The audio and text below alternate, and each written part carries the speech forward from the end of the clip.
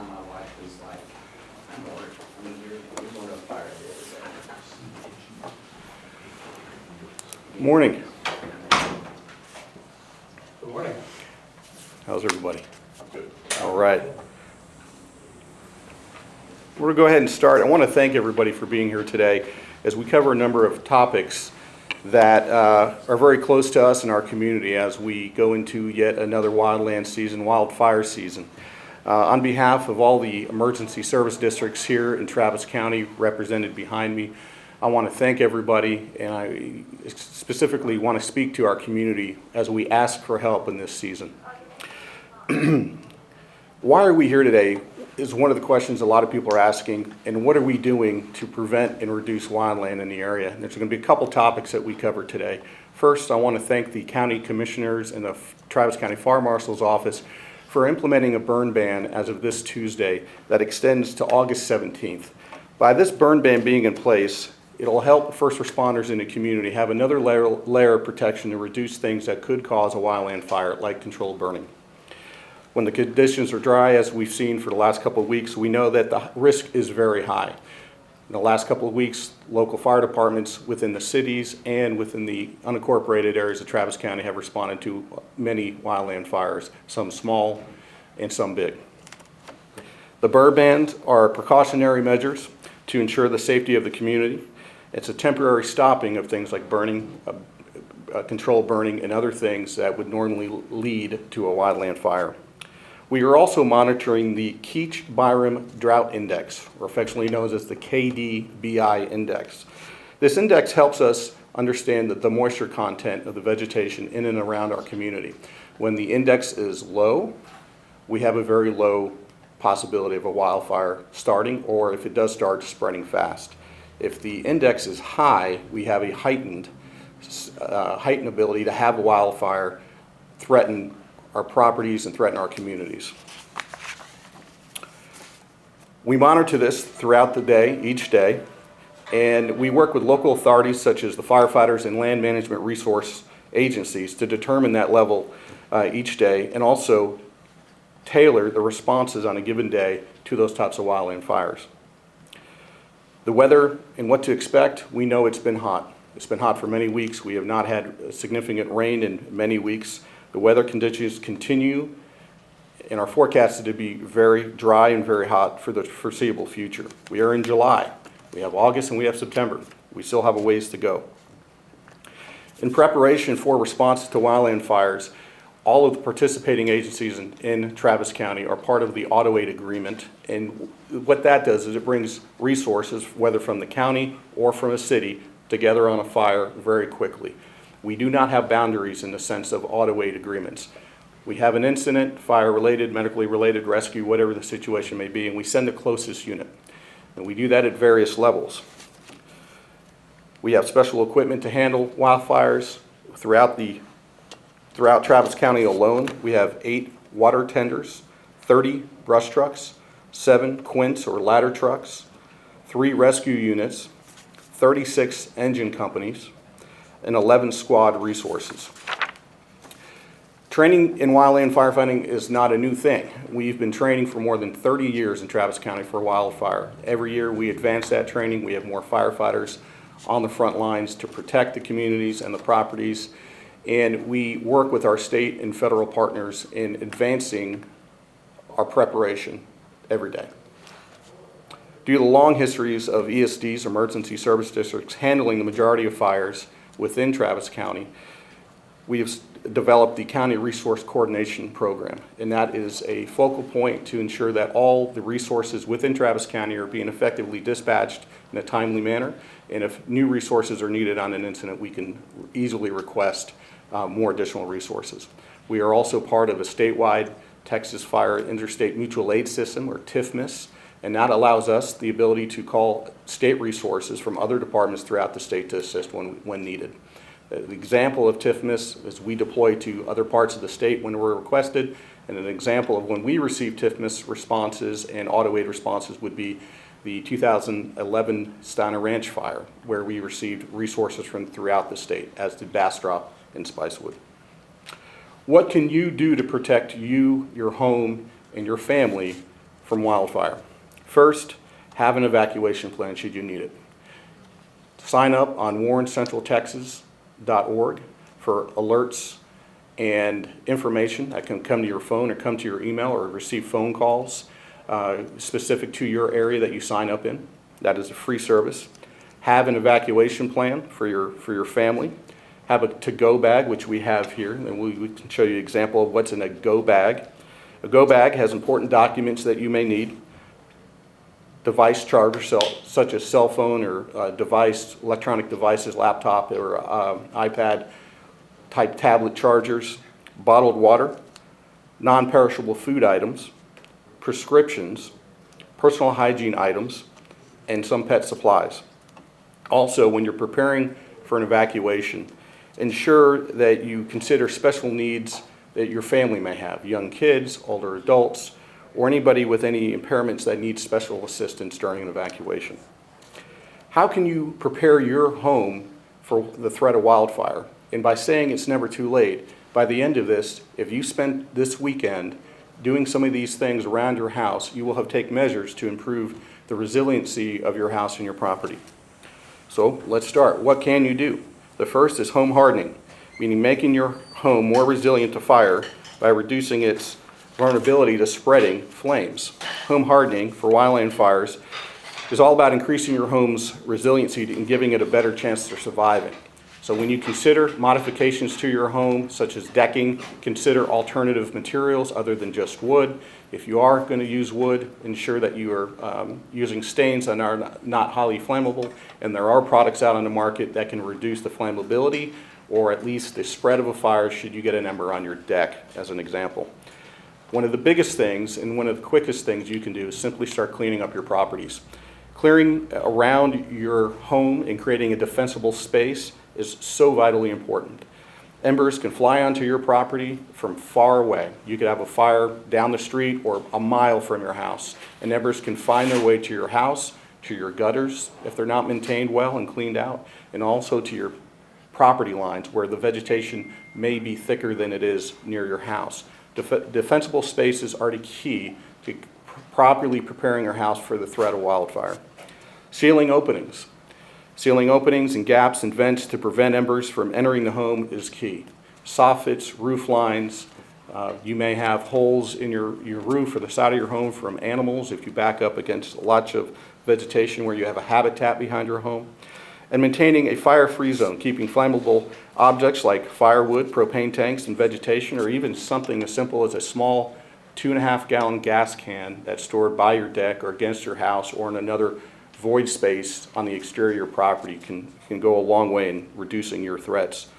We encourage everybody to reach out to your local fire departments and ask for a free home ignition assessment, a free home ignition zone assessment. Teams will come out to your home for free and give you a checklist of things you can do to better prepare your home for wildfire should you have that threat. How to prevent wildland fires, knowing that 90% of the wildland fires are caused by humans. And that is a unfortunate fact, but a fact that continues to increase. Ensure there are no dragging chains on trailers. We have a lot of activity with transit, with vacationing folks that are maybe pulling a RV for the first time during a rented RV for a vacation, and they're not used to pulling it, and they forget that the chains are dragging on the ground. Do not throw cigarette butts out of a car window. Now is not the time to conduct controlled burns because we are in a burn ban now.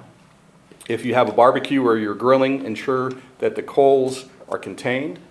And if you do use coals, make sure you do not dispose those coals until they're properly extinguished and cool in something like a trash can or something in the corner of your yard. Remember, anything you can do to reduce a spark or an ember will reduce the threat of wildfire. Locally, 2/3, almost 70% of the wildland fires are in the unincorporated areas outside of the city of Austin. And as a result, we see through this time and through this season an increase. We ask you to stay vigilant. We ask you to be focused on what you're doing. And we ask you to deliver to us feedback of things you're seeing out in the field that we may not see. Establish a relationship with your fire department, establish a relationship with your HOAs and your neighbors on keeping your community safe from wildfire this year. I want to thank everybody. We're available for questions if anybody has anything. And again, I encourage everybody to go to warrencentraltexas.org and sign up for notifications. What is that website? It's warrencentraltexas.org. Warren? Warren like, and I can open up for any questions. Chief, start, name, rank, and serial number again. We didn't get that. Sure. Robert Abbott, ABBOTT, Fire Chief with Lake Travis Fire Rescue. You know, you mentioned 2011 with the Steiner Ranch fire. We were just talking about that earlier before we all came in. Do you see similar situations? You know, the dew points went way down at that point in time. It's been extremely hot now. Are we setting up for another potential of 11 repeat, or we're not quite there yet? We're there. We're there. So if you look how we've trended, we've gone a period of time with no rain like we did in 2011. We went many days, weeks, with 100-degree or higher like we did leading up to the 2011 fire. In addition, we have something that we didn't have back then. We have 2 large snowstorms or ice storms that created down and dead vegetation throughout the entire community. Now, while our efforts over the last couple months since the last storm were very critical in reducing that fire risk, there's a number of areas that we were not able to get into, or just preserve land, for example, or areas that are remote but butt up against the wildland urban interface areas that have not been treated yet. So one of the factors that we did not have back in 2011 that we have today is the fact that we're coming out of 2 significantly vegetation damaging storms, if you will. And while all the communities in the city and the county and all our stakeholders have done an amazing job with that effort, there is still an exorbitant amount of mass and debris that is still in those areas that could pose a higher threat. One of the things that we learned from that event was how fire jumps. Bastrop is a huge example of that, 71. We still have a lot of communities with very, very narrow roadways with tree canopies that are going over the roadways. What's being done to address that? I mean, it's been almost, it's been 10 years since that event. Yep. Has enough been done? Should county officials do more in regards to these roadways? So there's a number of things with roadways and access issues relating to vegetation, or even access issues in general relating to means of egress, whether you have 2 ways in or 2 ways out of a community. We'll start with the vegetation. We are seeing that the county and the cities are very responsive when notified of trees that are not maintained within roadways, and they can usually get them trimmed up within the requirements within a couple days of notification, if not sometimes within 24 hours of that notification. Some of these trees that we're talking about not only pose an issue for fire jumping over a road where it may have been contained on one lot, but the embers jump to the other side or through the canopies, they've connected with the other side of the street, but also emergency vehicle responses. I was talking to firefighters just yesterday about some of the challenges they have of getting the units in to fight the fire based on these trees not being properly maintained. So the county and the cities are very responsive to it. I've never heard that there's been a report of a tree needing to be trimmed in an easement or that's not on somebody's personal property that hasn't been obtained. The power utility companies are very good about notifying and coordinating trimming around the power lines, and that's a thing that is continuing, especially after the storms, lowering the branch lines against some of these power lines throughout the community. So the effort's there, but we need to know about these things. Sometimes there'll be something that was not low-hanging, and then a branch breaks, and now it's low-hanging. We're just not aware of it. So reach out to your local community officials. The HOAs have a big stake in this. They can get a lot of this work done as well, or at least notify the communities of low-hanging branches or anywhere that would reduce a response coming in. Now, to the other part of that question, and I don't know if you added it as a question, but if you don't mind, I'll talk about emergency response in and out access issues. If you are in a community, and there are many communities throughout the Travis County area that have one way in and one way out, that's not going to change simply tomorrow. That's going to be a long process if your community is working on a second means of egress or an emergency access road. But what people can do is take steps that we've mentioned here, like being prepared, reducing the amount of time it takes you to get to the car, reducing the amount of time it takes you to get out of the area. By having all these things laid out in advance, will get you out of some of those spots a little quicker. The other thing is we work with local law enforcement should we need to evacuate an area. We can do different traffic flow patterns like contraflow, or the law enforcement traffic authorities can also change up different routes should we need to do that. A lot of that comes down to notification, and that is one question a lot of folks have, is how do I get notified of these situations? One, there is tremendous work being done through social media outlets, and we know not everybody's on social media, and social media platforms change, but also by signing up for emergency alerts through the various programs like warncentraltexas.org and any other platform that your community has adopted and uses on a daily basis, communicating factual information. There are times when the public will grab a bit of information and put that on social media platforms. It doesn't contain maybe all of the information it should, or it's just a partial information, or there's some opinion put into that. The challenge that creates for emergency responders and professional communicators in the emergency field of communication is that now we're having to go back and correct misstatements. So if you are sharing information, we ask you to share legitimate information from legitimate sources that is timely, and make sure that we're not including personal opinion in some of that could misrepresent or mislead somebody to doing something they should be doing or not doing something. So we ask everybody, if you're going to share the information, that you share factual information from reliable sources. Did you have something? I just want to talk about air support and how important that's been and how important it continues to be, especially in those areas that you're talking about. Sure. So locally, we have the benefit of Starflight through the county system. They have 3 helicopters that are obviously fire, aeromedical, and also wildland equipped. We use those when we need to. They're easily and quickly deployable. It's a great system. We also have partnerships with the Texas Forest Service, who have air resources stationed throughout the state. Now, where they're stationed changes almost on a daily or weekly basis, depending on demand, depending on threat, and depending on a lot of the things that we talked about earlier with the KDBI index and where fires are more likely to happen versus other areas. So if the northern part of the state had some moisture, some rain for a period of time, it would lessen slightly that demand, and they may shift resources as a result. And that also includes air resources. So we have helicopters like Starflight and the Texas National Guard. They have Black Hawks as well, in addition to what the Forest Service has with pilot and smaller craft vehicles for scouting missions and so forth. We've got a fire up in Wilco right now. I think welding triggered that one. We had another one a couple of months ago along San Gabriel. Yes. And that was a welding job. The one over here by Steiner Ranch just a couple of days ago, fireworks. Yes. Let's talk about fireworks first. Sure. Are you just blown away that people are doing this right now? Absolutely. And there's a couple things to that. So let's hit on the hot work, the welding. The welding is part of construction, obviously, and maintenance on things. There are things sometimes that would help wildland if they're welded properly, fences. There's other things that need to be welded even during a burn ban sometimes. We ask those who are welding to ensure that you have created a safe environment for that welding activity. You wet down the area, you have the resources like a hose or extinguisher near you, and you take precaution to reduce those welding or hot work, as they're referred to, type incidents. To your point about the fireworks, we have people that will celebrate safely.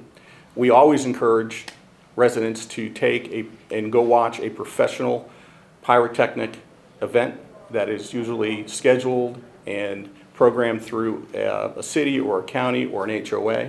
If people are using fireworks that are basically left over from the holidays, specifically July 4th most recently, and they spread that out, now we have ongoing firework issues throughout the months outside of the selling period for fireworks. It creates a lot of issues. This last fire we had here on early Monday morning was ironically very close to my house. And it spread from one lot to the next because embers jumped the road. There was enough momentum because it was on a slope to where it burned up the side of the hill and then also burned to the left and the right of the properties. My house was threatened, as was the whole community. It was not far from, it was less than a quarter of a mile from where the Steiner Ranch fire in 2011 started. So these are all things that we take very seriously. We ask the community that if fireworks are discharged, that one, they're not be discharged during a burn ban or anything like that. Now, there's not a firework ban, I'm going to make that clear. But those fireworks, when you're not, when they are entered into an environment like we have right now, are nothing more than dangerous. And that is, as we saw Monday, a fact. We do get a lot of support, and we do have open dialogue with the firework industry. They are very aware of this. During the selling period, they ensured that in our area that all of their selling areas, their booths were to code. They were inspected by either Travis County or any of these ESDs behind us. And they know the danger. They absolutely do know the danger. And I think collectively we can get past the firework things. People just lay low on that until we're in a safer area and a safer time with moisture content and heat. It also poses all these things, especially fireworks, completely preventable, and it puts a burden on the system. It puts a burden on the fire resources, emergency services, law enforcement, and all the other things that have to support a wildland fire, utilities. So if we start losing utilities such as lines, power lines, during a heat wave, where people are relying on that power for AC to keep their homes cool or keep their loved ones cool, that is a huge problem. Completely preventable. So something as small as a firework, a Roman candle, or a mortar can set off a chain of reactions and put demand on the system. If we had Monday's fire here in this community went to 2 alarms, if we had 3 2-alarm fires in the general community, all systems would be taxed, just based on the demand that's created, especially if these fires would be preventable, such as dragging chains on the ground or fireworks or something, just not paying attention to barbecuing and grilling. So, Any arrests made in that? Do you know who set those fireworks off and did that? yeah, so the individual that we focused on will be cited for that.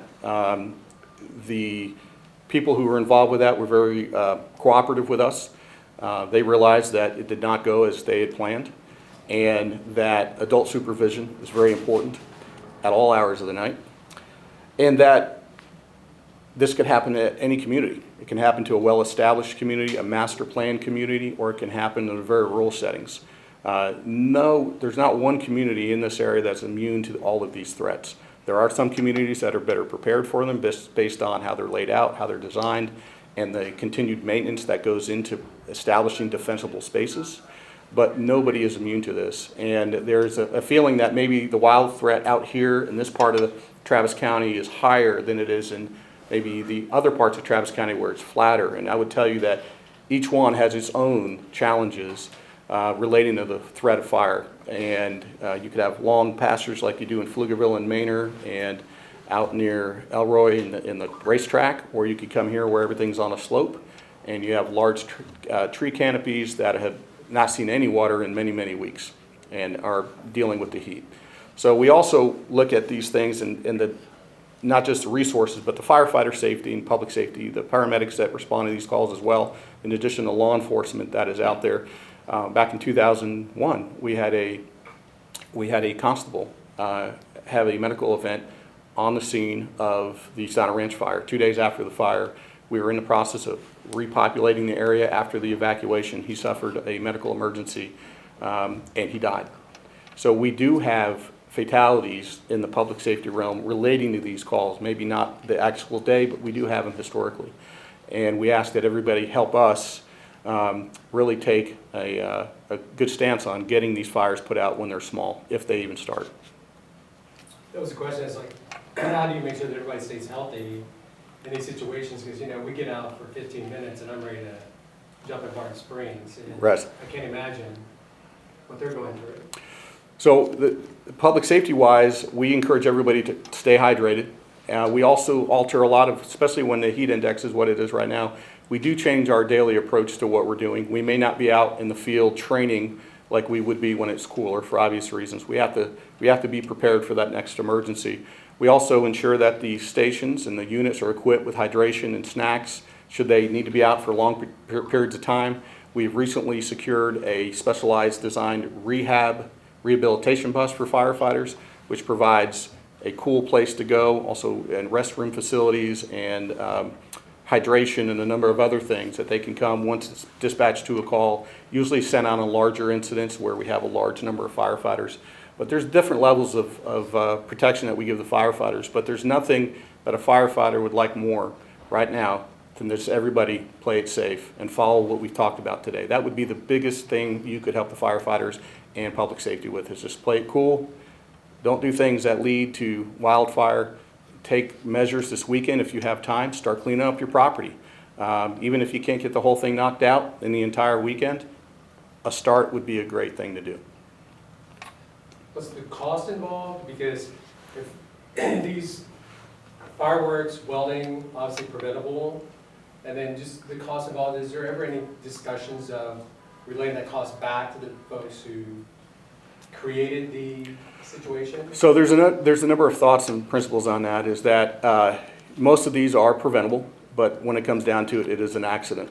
And depending on the threshold of the incident and a number of factors, every incident's different. And we would, through the course of an investigation, find if there's any laws broken, if there's any violations. HOAs are taking a much more aggressive and alert focus on violations of just simple deed restrictions. So maybe where there's not a criminal element or a criminal charge possible with a fire that started as a result of an accident, the HOAs, some of them, are taking action against that because it may have violated deed restrictions or CCR covenants or something like that. So there's a number of things that we can look at. And then law enforcement always has the ability, should it meet the threshold of pressing charges or making a citation, to do that. You guys have done such a great job standing back there. Any of you guys want to step forward and say a couple words real quick? No. Well, I think Chief Abbott, And rank your serial number, please. Nick Perkins, the fire chief at Travis County Emergency Service District Number 2. We're also known as the Pflugerville Fire Department. I think Chief Abbott covered it really well. I think the big point is that we have a really collaborative and coordinated effort towards wildfire in Travis County. We're here, we're ready, but as Chief Abbott said, we need help from the public, and we've covered that information. I'm glad you stayed right there. I'm glad you came up. His territory, and he touched on this a moment, his territory is a big difference from your territory. So people over there in the Pflugerville area, I almost said Pflugerville, but I've been here a long time. False sense of security. I'm in open area, farmland, I'm okay. That's not true. Because I was up in an area where some open land, wildfire, it's a wind tunnel, it goes and it goes fast, and I've seen some fires up there. Let's talk about that. People out there in those subdivisions, flat land, we're okay. No, they're not, right? Yeah, absolutely. So the terrain is different on the eastern part of the county, Pflugerville, Manor, and down in the southeast area. We have flat, kind of rolling prairie land, and those are light, flashy fuels. And in the wildfire business, that is one of the greatest threats that firefighters can face, because those fires, like you said, move extremely quickly. They can be unpredictable. And so absolutely, there is a threat throughout Travis County, especially on the east side. And you're right, on 2011, the fire started in Pflugerville.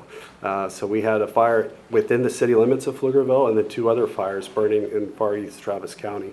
And so the threat is everywhere. The other thing I like to emphasize is you may live on the east side, work on the west side. You may work on the west side or live on the west side and work on the east side. So you may be exposed to threats throughout your day that may be different than what you may be aware of. And so we just ask that everyone take this serious, and throughout the county there is risk. What's your advice to folks that live out there in that black land community and when they see something like this? Because you can see it coming a lot faster, and you may say, oh, it's okay, it's far, far away, but those things can move fast, right? Whereas here in the Rolling Hills area, you may not see it, or the smoke's far away. What's your advice to someone if you see something in the distance, it's that farmland, that ranch land that's down the road? What should you do? Yeah, like Chief Abbott mentioned, it's having a plan, it's having a go bag, it's having some awareness, making sure you know how to receive alerts. And then like he also said, we need that feedback from the community. So if you see something, make sure and call 911. You could be the person that's first alerting the emergency system that there's a fire.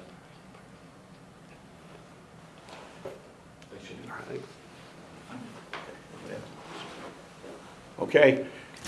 That will conclude today's press conference. If there's any other further questions, we have emergency management behind us. We have obviously fire from various resources and departments throughout Travis County if you have any questions. We have a go bag in front of us to give viewers kind of an example of what they can prepare for should they have to use it. Obviously, it's something that you probably never want to have to use, but if you do use it, make sure it's updated and you know where it is and people in your family know how to access it. So on behalf of everybody in Travis County and the surrounding Central Texas area, thank you for your time, and we look forward to your participation in making this a safe season. Thank you.